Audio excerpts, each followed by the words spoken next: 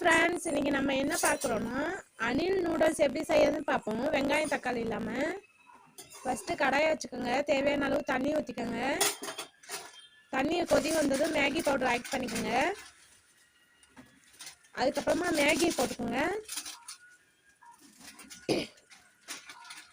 Maggi போட்டு 2 நிமிஷம் மூடி வச்சு வேக வச்சுக்குவோம்.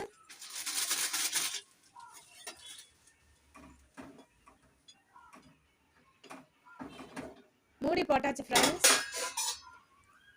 ஓப்பன் பண்ணி பார்ப்போம் எப்படி வந்துருக்குன்னு. சூப்பர், கலர்ஃபுல்லாக இருக்கு, பார்க்கவே அழகாக இருக்குல்ல. தண்ணி இருக்கு கொஞ்சம், ஒரு 2 நிமிஷம் திரும்ப வேக வச்சுக்குவோம். மூடி போட்டுருவோம்.